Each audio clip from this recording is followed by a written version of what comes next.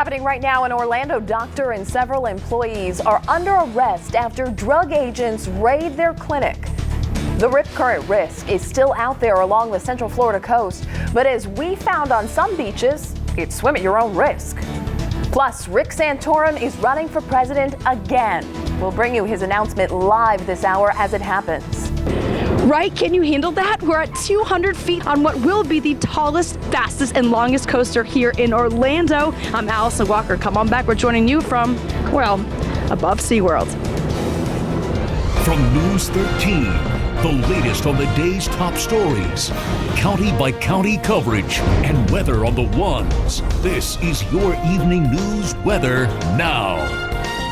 Good evening, I'm Christine Webb in for Marla Weech, and obviously we have a lot to get to in the next 10 minutes. But first, we begin with our county by county coverage this hour with your weather on the ones forecast. Chief Meteorologist Brian Carrick is here now, and how's it looking out there, Brian? Well, Christine, if you've been outside at all today, it feels very, very pleasant. Dew points have dropped. Temperatures are actually in the upper 80s, and we've got a mix of clouds and sun. We've got that from our Orlando camera as we view some of the development of the cumulus clouds. May have a sprinkle or two over into far eastern Orange County, northern Brevard County, but activity as a whole has not been reaching the ground. Again, we've got some very dry air in place, and with temperatures around 90 in Leesburg, 82 Titusville, and 88 Kissimmee. And it feels like temperatures are actually about the same because dew points are in the upper 50s to lower and middle 60s. As we take a look at current wind gusts, gusting up to 20 miles per hour here and there, it's a breezy evening in store. We'll take a look at your forecast coming up. An Orlando doctor accused of running a pill mill denies any wrongdoing. He's one of 4 people arrested as drug agents move in on an Orlando pain clinic. Investigators say the doctor was illegally prescribing hundreds of thousands of pain pills. The bust happened at Unique Healthcare, that's near the mall at Millennia. News 13's Caroline Rowland is there live. And Caroline, the doctor told you he's innocent. Yes, Christine, we spoke with Dr. Donald Edwards. As he was being taken to the police department, he denies all allegations and responded to accusations that one of his patients died of an overdose while under his care. Anything medical, I was always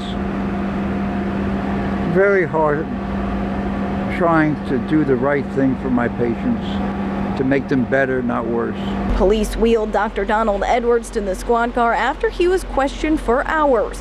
Investigators say the doctor would write prescriptions for powerful pain medication without doing any real examinations or checking patients' medical history. But Dr. Edwards says those allegations are false. I've helped a lot of people. They can pick up their grandchildren now. Before they were in too much pain to do that. A patient who was inside at the time of the bust defended Dr. Edwards and says he was prescribed oxycodone for back pain after a thorough exam. He's helped me tremendously. We checked. Dr. Edwards has 3 open complaints filed against him with the Department of Health alleging medical malpractice. One complaint alleges his patient died in 2010 due to an illegal combination of methadone and cocaine. The complaints stem from when he was working in Lake County. Those complaints have been going on for like 3 years, and we can test all of them. Along with Dr. Edwards, the clinic's owner, his wife, and an employee were also arrested for operating an illegal pain clinic. This is a warning. If you're running a pain clinic, an illegal pain clinic, we're going to be investigating you. And this is an ongoing investigation. The suspects could face additional charges. Now, the agents still are inside the clinic, and they've been here since about 10 o'clock this morning, going through, looking for more evidence in this investigation. Now, we are told that the Department of Health did put an emergency restriction on Dr. Edwards' medical license as this investigation plays out. Reporting live in Orlando, Caroline Rowland, News 13. Another pill mill bust is making news tonight. A doctor and 8 employees of Real Care Medical Group are behind bars facing manslaughter and racketeering charges. 5 of those people are from Central Florida. The arrests are a result of a 5-year statewide investigation by the DEA cracking down on pill mills. Manslaughter charges stem from the deaths of at least 8 patients who investigators say received illegal prescriptions, then overdosed. The Real Care Medical Group has clinics in Orlando, Boca Raton, and Jacksonville. Now, conditions are still ripe for dangerous rip currents up and down the coast. And the one rule we've heard over and over again: swim near an open lifeguard tower. News 13's Jason Wheeler is live for us in Flagler County right now. Jason, that rule is easier said than done for a large part of the beach up there. Christine, we're here at Jungle Hut Road Park in Flagler County, Palm Coast to be exact. And just like other county-owned beach access points, this sign here says it all: swim at your own risk. If you're looking to swim near an open lifeguard tower in Flagler County, your best bet is in Flagler Beach. This stretch of sand is the only stretch protected by lifeguards. A few miles to the north at Old Salt Park, the same dangerous conditions exist. It's got some pull to it. by the time you're waist deep, it's pulling you out there. Allie Olson was also out in the surf. She likes the quieter beach here than the hustle and bustle of Flagler Beach. And while she considers herself a good swimmer, she'd appreciate some extra eyes on shore. With all the families with small kids, and the rip currents are very bad this year, and we just want more lifeguards on board than anything else. The county has established these parks, adding parking spots and bathrooms, but when you cross onto the sand, you're on your own. Looking for an indication of water conditions? Red flags fly in Flagler Beach, but not here. Something like a flag system that's posted to the access ways would help a whole lot, and maybe, give them a pause. Here by Washington Oak, they have a flag flying up there. Tells us what's going on, but nothing here. Really, it can be scary. Mickey Olson used to be a lifeguard up in the Chicago area. She says she enjoys these quieter parks outside of the Flagler Beach area, which are usually crowded. She is surprised there are no lifeguards. I did speak with the spokesperson with Flagler County. He tells me there are no plans to add lifeguards or those flag warning systems at the time being. Reporting live in Flagler County, Jason Wheeler, News 13. MyNews13.com has more useful information to help you stay safe at the beach. You'll find out what to do if you get stuck in a rip current. And if you've ever seen the colored flags at the lifeguard stations and wondered what they all mean, well, don't worry, we can help you out. We have a color chart that explains what each flag means. Right now, we've learned new information on the Seminole County judge who unexpectedly resigned in the midst of a judicial investigation over unusual behavior. Judge Linda Schoonover sent a letter to Governor Rick Scott saying she would leave the bench at the end of August. News 13's David Bowden is live for us at the Seminole County Courthouse. And David, this resignation was really not expected. That's right. The move took some we spoke with by surprise. Linda Schoonover was under a judicial inquiry into whether or not she was actually able to perform her duties as a judge. Elected to the bench in 2010, Seminole County Judge Linda Schoonover presided over mainly family court cases. It was not long after Florida's Judicial Qualifications Commission began receiving complaints, both from attorneys and litigants. News 13 reported back in 2014, the JQC called the judge's behavior disruptive and bizarre.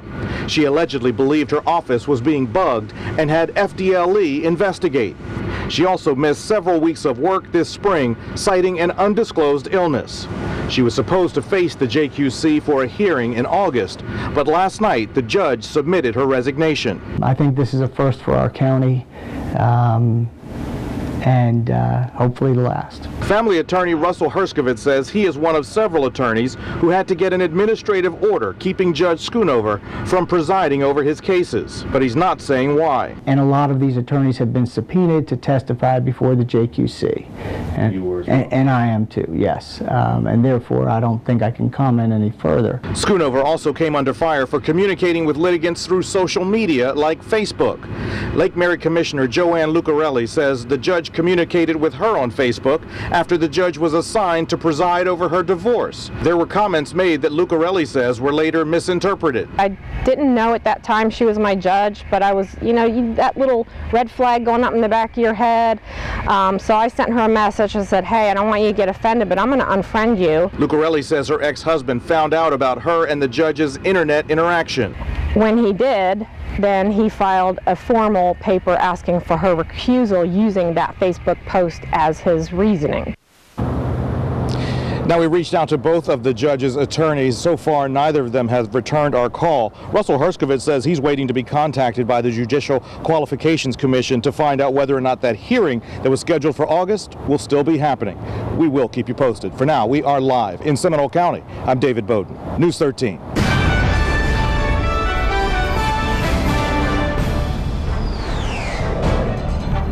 Former U.S. Senator Rick Santorum is running for president again. We are awaiting his announcement, and we will bring it to you live as it happens. Santorum ran for the Republican presidential nomination 3 years ago, and he almost won that nomination. This year, Santorum will face several high-profile Republicans. Now, right now at MyNews13.com, you'll see which Republicans and Democrats are in this race. And we have an interactive list of the potential candidates who could run for president. Plus, we're fact-checking the people in power with PolitiFact's Truthometer. You'll find out whether the politicians are telling you the truth. Happening right now, flying with danger. Liquor bottles found in the cockpit of a suspected drunk pilot in Brevard County. Florida Supreme Court rules against the family who blames UCF's Athletic Association for their son's death. Universal says it's going to redefine the water park experience. I'm Allison Walker. Up next in Theme Park Wars, everything you're dying to know about Volcano Bay. From News 13, the latest on the day's top stories, county-by-county coverage, and weather on the ones. This is your evening news weather now. Good evening, I'm Christine Webb in for Marla. 10 minutes of non-stop county-by-county coverage starts right now live at 5 o'clock with Chief Meteorologist Brian Carrick and your weather on the ones forecast. Hi, Brian. Hey, Christine. A beautiful afternoon. Dew points are down a bit. Not one drop of rain spotted from our SkyCab network. Lots of sunshine, just a few puffy clouds here and there, and not even a sprinkle on Storm Tracker 13 Doppler radar. That is about to change. We'll talk more about that coming up. 90 in Ocala right now, but look over toward the coast. Daytona Beach at 81, Melbourne at 82. I mentioned dew points are down. They've slipped into the mid-50s in Ocala. That is comfortable air. Not too shabby here in Sanford and in Orlando with a dew point of 63. It is rather breezy, so we have to worry about the breeze into the evening hours. Your headlines, dew points were much lower today. That moisture set to return, and there are signs of the wet season in our forecast coming up. Liquor bottles found in the plane of this pilot who investigators say was drunk in the cockpit. It's new information about Christopher Hall, who tried to take off from Melbourne International Airport yesterday with his young son on board. News 13's Greg Pallone is live at the airport for us right now. And Greg, police say air traffic controllers stopped what could have been a major disaster. Yeah, we're told, Christine, all part of their training. They say that during the communications that Hall's speech was slurred. He wasn't listening to their instructions, so the controllers immediately called police. The small plane was towed from the side of the runway this afternoon, almost 24 hours after its left wing collided with a communications building and came to a stop. But police say it could have been much worse if air traffic controllers hadn't called them immediately after they realized something was wrong. Skymaster 32 Mike, I haven't given you any instructions of any kind, sir.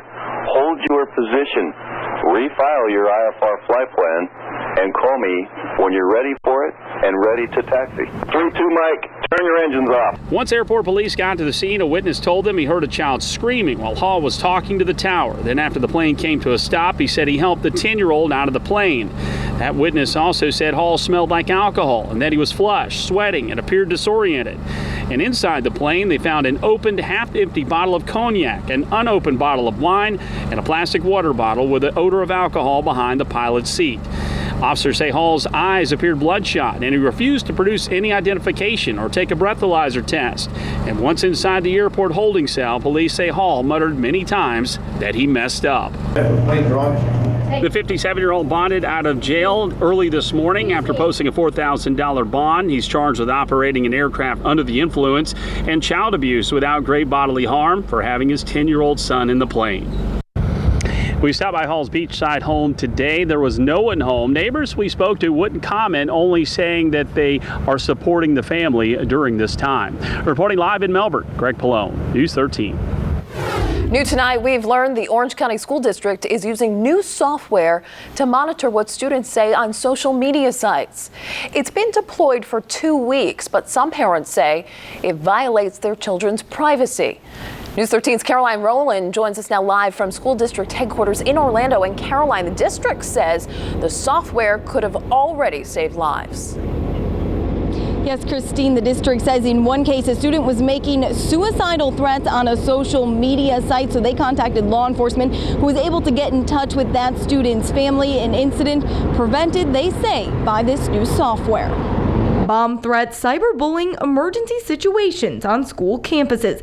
All things that the Orange County School District is looking for on the software Snap Trends. The idea and practice not new, but the software they say will help when students could be at risk to themselves or others. This is the district's ability to collect a wide array of information, aggregate it, analyze it, and then take action where action may be necessary. Action like contacting law enforcement or parents or punishing a student for something inappropriate. Snap Trend will use geographical fences to collect information from school campuses and use keywords to monitor accounts on Facebook, Instagram, Twitter, and YouTube.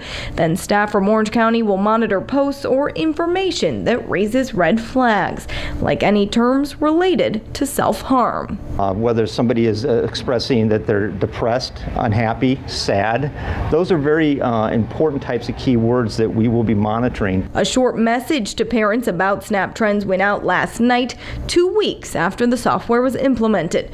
And moms like Christina Brune worry it goes too far and wonders how often her kids' accounts will be monitored. Most of the kids that I'm aware of don't do these kind of postings while they're in school anyway. They shouldn't be. And most of what they're going to be doing is after school anyway.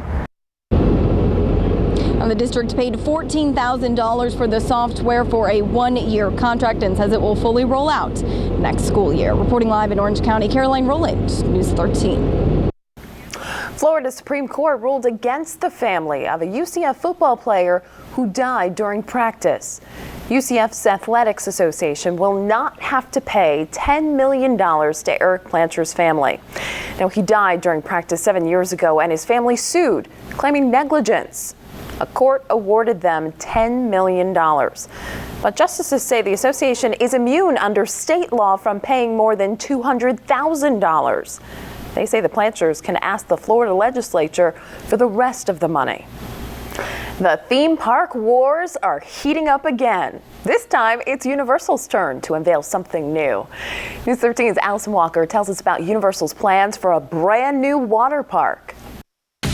The water theme park is called Volcano Bay, and it's already under construction. Universal is confident that this place will redefine the water park experience. Sounds awesome. I love water slides. Yeah. Let's do it. You're looking at the very first rendering of Volcano Bay. The park will feel as if it's set in tropical islands formed by a huge volcano. If you want to get active, these 3 people are coming out of a slide together. It looks like their journey started way up here in the volcano. You go up there to the top and you slide down the volcano. I don't know, it kind of looks scary a little bit. If you're more of a kicking back, chill out kind of person, the park has areas meant for relaxation, like back here, or even in front of what looks like a wave pool. Universal has already broken ground on it. This is video from Sky 13 we shot Thursday afternoon of the construction. It's just south of Universal's Cabana Bay Beach Resort. Universal says they'll have it open sometime in 2017. I'm an outside person. I like to get out there and adventure. With Theme Park Wars. Odie probably likes water slides more than me, which is almost impossible. I'm News 13's Allison Walker. Now, just to let you know, too, over the past 5 years, Universal has launched more than 18 new attractions, theme park lands, hotels, and restaurants. Now, to get a closer look at Volcano Bay, just head to the On the Town section of our website right now at mynews13.com. Now, Busch Gardens also unveiled a new ride today. Cobra's Curse is scheduled to open sometime next year. Park executives describe it as a spin coaster that takes you 70 feet up and down. It has an Egyptian archaeological theme, complete with a giant 80-foot-long cobra. SeaWorld is also putting together its brand new roller coaster. Mako will debut next summer. SeaWorld calls it the fastest, tallest, and longest roller coaster in Central Florida. And a park executive says you might even feel weightlessness on some parts of the coaster. We compared how Mako stacks up to the other roller coasters around Central Florida. So make sure you check out the results right now at mynews13.com/theme parks. And you'll find the latest updates on what's happening at all of Central Florida's theme parks. Covering Brevard County, a man will have to pay for his wrecked Porsche and the utility pole he hit. We are told Matthew Hicks crashed his Porsche into a pole along A1A in Melbourne Beach. State troopers say he told them he hit the pole after he swerved to avoid a dog. Hicks got out before his car and the pole caught fire. Troopers ticketed him for careless driving, and they say he'll have to pay for the pole repairs. A Marion County man accused of impersonating a sheriff's deputy is under arrest again. Earlier this week, we told you about Christopher Crum. Ocala police arrested him after they say he stopped a man in a Walmart parking lot. Crum had police lights in his SUV, and police say he told the man he was a deputy. Ocala police now say Crum pulled the same rouse on a man in January. That man came forward after hearing about Crum's arrest.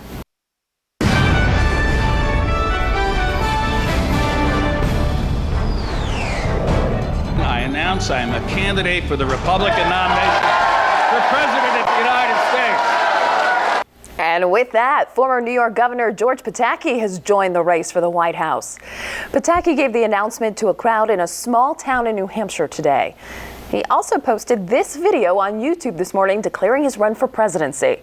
Pataki was governor of New York during the September 11th attacks back in 2001. He's been out of office since 2006. So the list of presidential candidates keeps growing. And at mynews13.com, you'll see which Republicans and Democrats are in the race. We also have an interactive list of who could be running for president next year. And you'll find the latest headlines from the campaign trail.